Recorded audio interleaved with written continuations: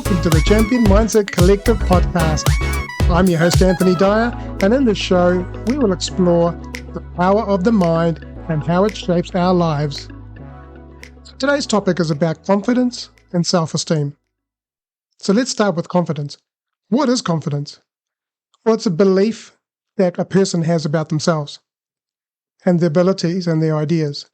And it all stems from the stories that we tell ourselves or we believe about who we are.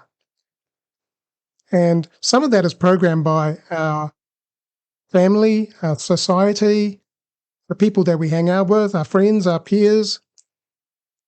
So I was reading this article, and according to the National Alliance on Mental Illness, or NAMI, self-esteem is how someone perceives themselves and how they feel about who they are and what they do.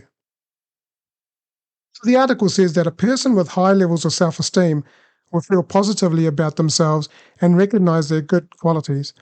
But on the contrast, someone with low self-esteem may feel negatively about themselves and may not see themselves worthy of love, feeling good, or even having a successful, happy life.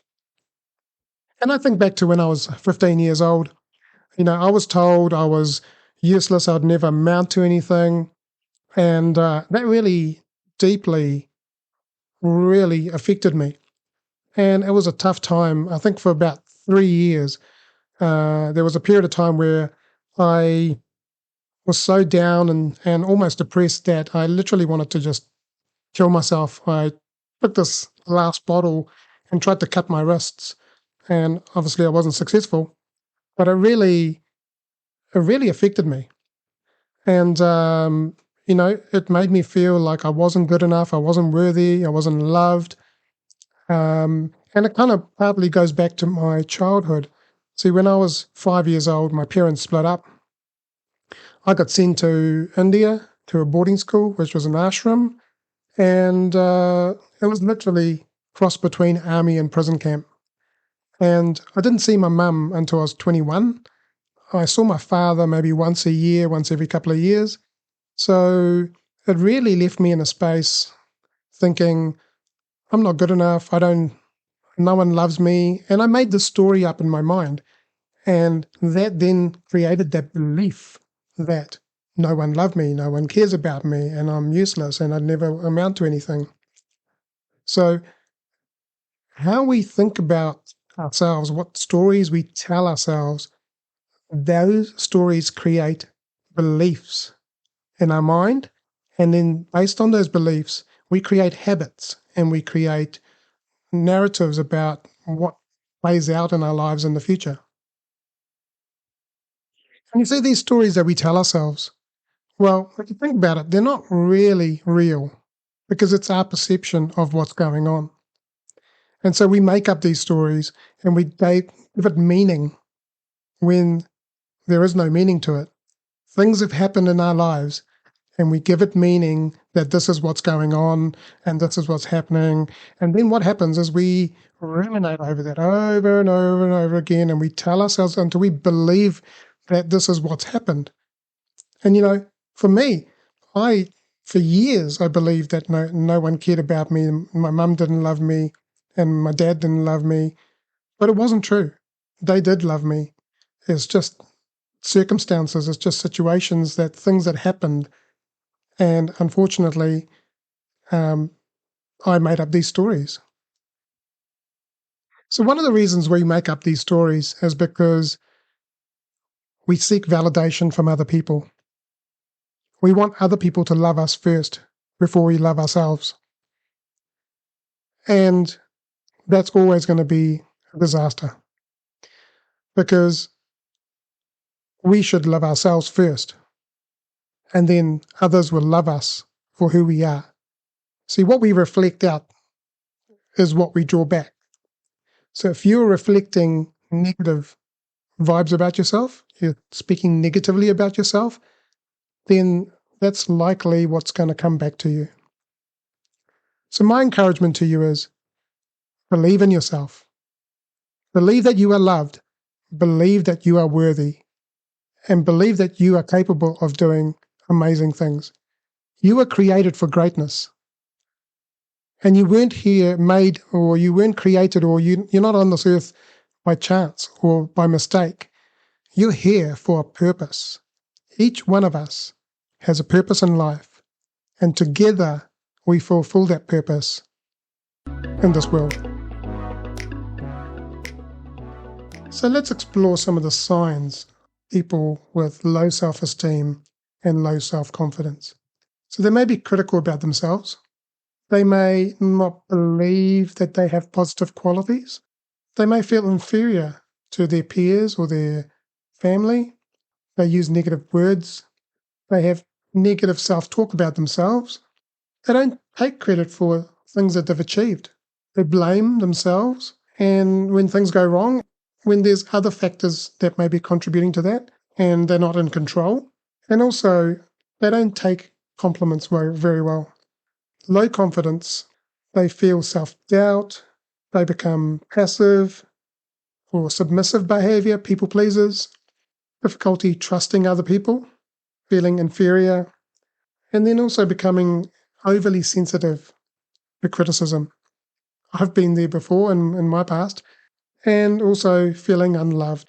So these things are signs, and it's important that we become aware of what these signs are, and learn that they are feedback telling us that these things are triggering us.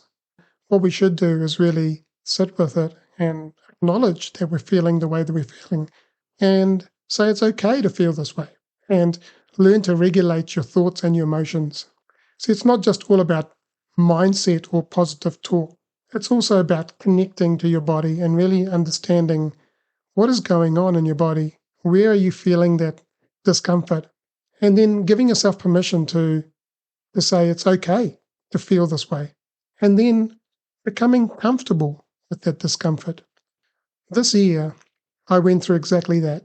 I was at the core of my childhood trauma, where a lot of things that triggers were coming up, and it took me about 2 weeks to really sit through that discomfort and really become comfortable with it and work through those emotions and the thoughts.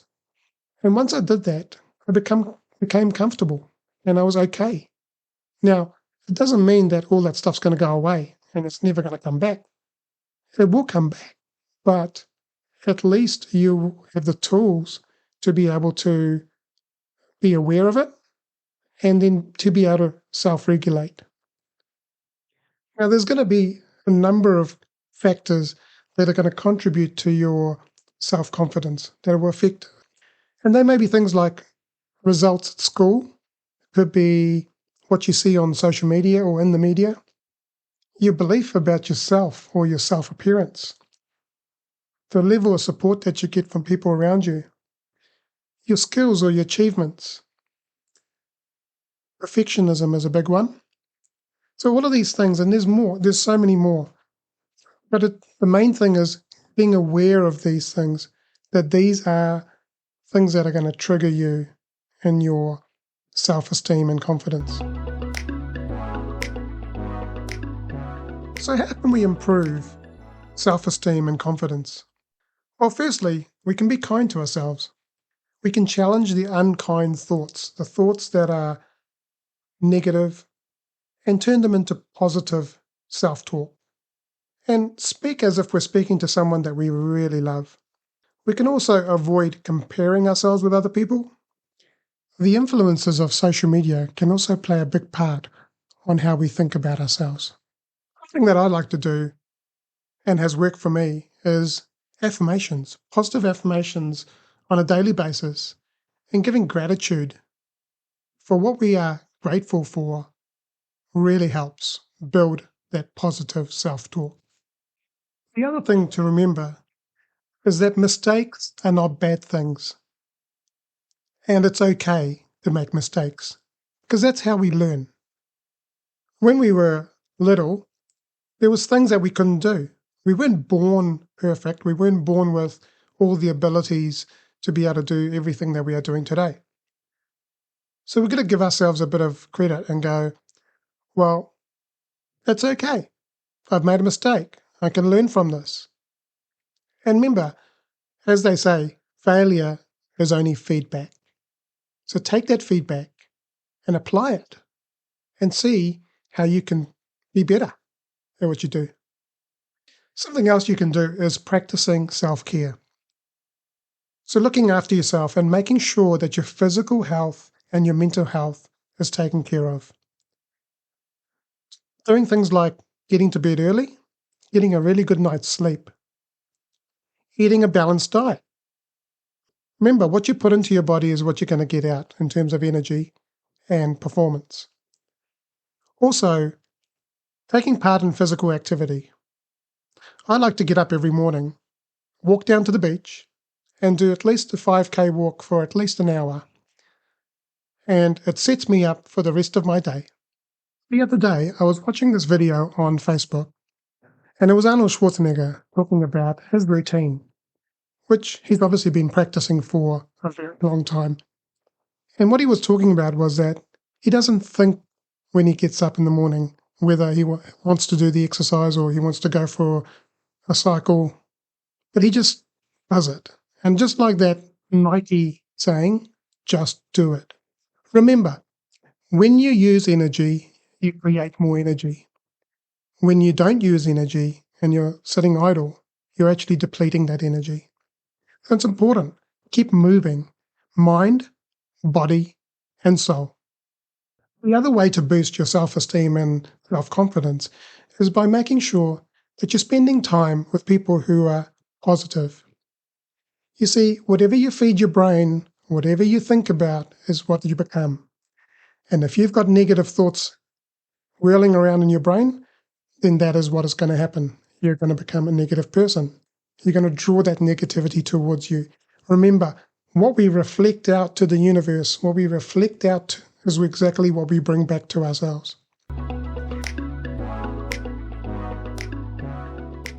Saying yes or no to people is setting healthy boundaries. You see, your self-esteem is made up of your needs, your emotions, and your boundaries. You see, this year, I've been learning a lot about setting healthy boundaries. And at times I've had to say no to people, but it's okay. So make sure that you set healthy boundaries. The other thing I would encourage you to do is be the person that you want to become.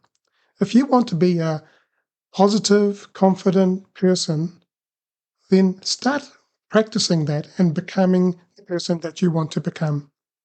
You see, building confidence, it's all about taking action. When you take consistent action on a daily basis, then you build competence, which then also builds confidence. So you don't build confidence without taking action. So get out of your comfort zone and really push yourself each day. Key is to get out of your comfort zone and try new things. Things that you haven't done before. Try a new experience. Meet different people. Learn a new skill. And the more you do that, the more you build confidence in yourself. Because what you're doing is you're doing exactly what I said before, which is small action, consistently building confidence. As we wrap up today's episode, let's quickly recap the path to building confidence. Start with self-awareness, understanding who you are. And then step into discovery. Explore new opportunities. Reflect on your experiences, learning from each moment. And finally, commit to consistent action moving forward every day.